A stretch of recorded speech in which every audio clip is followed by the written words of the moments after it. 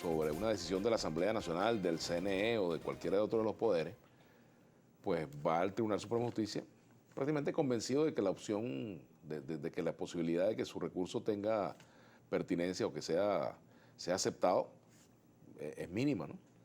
Y en este caso pasa lo mismo con respecto a quienes están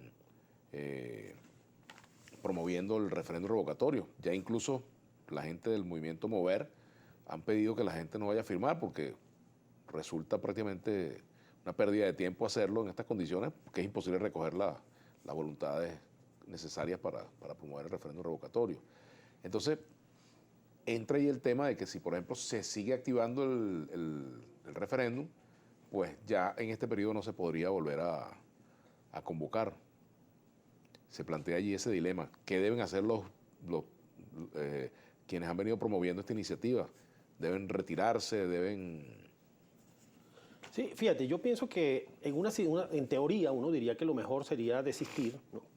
Desistir. Desistir. Pero claro, como están las cosas institucionalmente y si esta jugada es la que todos estamos viendo, que estamos sufriendo, pues probablemente entonces el CNE interpretaría que no, que en realidad aunque hayan desistido, ya eso se agotó la oportunidad que establece el artículo 72 de la Constitución, una interpretación errada, porque yo pienso que desde el punto de vista de lo que establece la Constitución habría que entender que lo que no se puede hacer es volver a solicitar el revocatorio cuando ya hubo un intento que no tuvo éxito, pero un intento que haya recorrido todas sus fases. Todas sus fases. Es decir, que tú reúnes tu 20%, vas al referendo y lo pierdes. Ah, bueno, ya no vas a estar otra vez, vamos a volver a probar. No, es porque se entiende que el revocatorio no es para hacerlo permanentemente, ¿no? Pero sería una interpretación sesgada considerar que ahora se agotó la oportunidad constitucional. Sin embargo, en el contexto que tenemos, puede ocurrir que se llega a sostener eso y parece que es parte de la arbitrariedad, ¿no? Claro. Aquí pregunta Javier Domínguez, ¿no cree el invitado que el revocatorio fue llamado a la ligera y con poca organización? Ahora van a pedir una enmienda constitucional que es imposible con la actual Asamblea Nacional y TCJ. Gracias. Sí creo que es muy importante la articulación de fuerzas. O sea, yo pienso que cuando se afirma, bueno, estamos en un contexto autoritario, etcétera, pues eso obliga a extremar los esfuerzos de consolidar una posición común para un objetivo de reinstitucionalización, más allá de las diferencias que se tengan. Pero el punto en el cual podemos tener más capacidad de impulso es el punto en que estemos cohesionados. Y en ese sentido sí tengo también una preocupación, ¿no? ¿Cuál es la preocupación? De que no se hagan esos esfuerzos por articular posiciones antes de lanzarse al ruedo, ¿no? O sea, que no digo, no con esto no quiero hacer crítica a nadie en particular, sino en general a veces uno ve que ocurre que hay como el afán, pues, de ser el primero en plantear algo. Claro. Pero en estos momentos excepcionales tenemos que estar por encima de esos... Claro. De esas aspiraciones. Pero además también está lo otro, el otro que es que cuando hay un derecho que está establecido, nadie te niega el derecho que tú tienes a ejercerlo o a buscar ejercerlo. El otro asunto es la pertinencia, de modo, lugar y tiempo, ¿no? Sí, pero haber agotado, o sea, como yo creo que hay que estas cosas tratar de agotar los mecanismos de lograr acuerdos tan amplios como se puedan. Yo sigo pensando la experiencia de Barinas deja lecciones positivas. Hay que verla, evidentemente, sin desconocer el contexto. Y esto que pasó con el referendo nos recuerda el contexto. Es decir, que hay unos márgenes, pero unos márgenes todavía muy limitados por esas restricciones inconstitucionales. El otro asunto que tenemos pendiente de conversar es el de la falta de independencia de poderes en Venezuela, que vemos cómo, por ejemplo, hay gente que es diputada y mañana ya es magistrado del Tribunal Supremo de Justicia y se olvidó de su militancia partidista y el corazón se le puso neutro, ya no piensa con corazón de partido según el juramento que hacen. Pasa lo mismo con la Defensoría, con la Fiscalía, con la Contraloría, en fin. Y ese es un problema que viene afectando al corazón de la democracia venezolana durante mucho tiempo, ¿no? Así es. Y fíjate que los informes de organismos internacionales que se han referido al caso de Venezuela, todos coinciden en eso. Comisión Interamericana de Derechos Humanos, Alta Comisionada de las Naciones Unidas, Misión Independiente de Verificación de los Hechos, Determinación de los Hechos de Naciones Unidas. Todos se refieren a esa falta de independencia del Poder Judicial como el gran problema institucional. Y es un asunto que tenemos que trabajarlo cuanto antes sea posible. Y entiendo que no es factible que en un solo paso tú logres la solución perfecta. Pero sí tiene que haber avances que sean sustanciales, ¿no? Y que vayan en una dirección. Y eso lamentablemente no lo ve uno en esto que está pasando.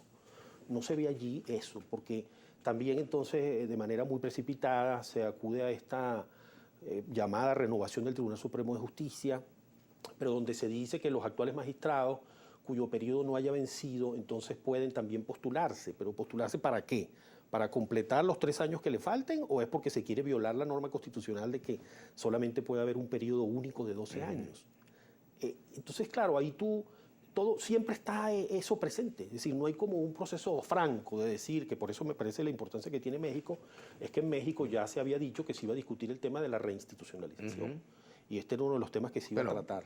México parece que está congelado. Está congelado, lamentablemente. Cuando hablamos de México, el mecanismo de diálogo es en México, donde sea. Es correcto, eso está congelado y es grave que esté congelado, es negativo, muy negativo, porque estos son temas que deben discutirse en la sociedad civil, en los espacios académicos, espacios políticos, pero también que existan unos espacios donde los interlocutores políticos puedan hablar estos temas y tomar en serio el tema de la reforma judicial, que es urgente. Nadie lo niega, se necesita la reforma judicial. Hay quienes dicen que hay una presión sobre el gobierno en virtud del procedimiento que lleva el fiscal ante la Corte Penal Internacional. Pero esto no va a ayudar en nada a despejar todas las denuncias, esto no ayuda en nada. Ahora, todo está vinculado. Tendría que haber un intento sincero de decir, bueno, vamos a abrir un espacio lo más amplio posible para reinstitucionalizar al país, para recibir las distintas propuestas, y esto no es lo que estamos observando, ¿no? Fíjate, ese punto es interesante porque, fíjate, el gobierno no hace concesiones porque tiene la presión internacional también, tiene sanciones, tiene el juicio en la Corte Penal Internacional, y desde fuera, quienes impulsan las sanciones, impulsan el juicio, por ejemplo, dicen, bueno, el gobierno tampoco hace concesiones y por lo tanto no aflojamos. Entonces, estamos allí los venezolanos en medio de este forcejeo, ¿no? Sí, y por eso vuelvo otra vez al tema de que me parece que hay que hacer un esfuerzo para restablecer el espacio de México u otro, pero tiene que haber un espacio serio, porque no es simplemente, sabemos, esos diálogos para ganar tiempo, para engañar, no, pero tiene que haber un esfuerzo serio de negociación y creo que allí la comunidad internacional debe contribuir a que se puedan restablecer esos espacios y que dentro de esos temas tiene que estar el tema de la reinstitucionalización. Claro, ahí también uno se pregunta, ¿el gobierno necesita en este momento eso? Pues ya eso es otra discusión, pero me gustaría desde el punto de vista teórico, también hay quienes ese debate está en el mundo en este momento, con respecto a la vigencia de la división de poderes como mecanismo de gobierno en las sociedades, ¿no? ¿Hasta qué punto podríamos pasar a una nueva concepción de la democracia donde estos conceptos entren en debate, en discusión? Mira, yo pienso que sí hay una serie de experiencias de populismo que tratan de poner en entredicho ese principio de división de poderes, pero sigue siendo un principio esencial, y vemos en las distintas democracias que aunque puedan haber tenido sus oscilaciones, pero vuelven a ese camino siempre de la democracia constitucional. Vemos lo que pasó en Ecuador. En Ecuador, a través de una vía democrática como fue un referendo, ellos volvieron al camino de división de poderes. Tienen ahora una Corte Constitucional que ha anulado varios decretos que dictaba el gobierno sobre los estados de excepción en medio de la pandemia. Es decir, que es una Corte Constitucional que está haciendo su trabajo, porque tuvieron que recuperar la división de poderes que la habían abandonado en el periodo de Correa.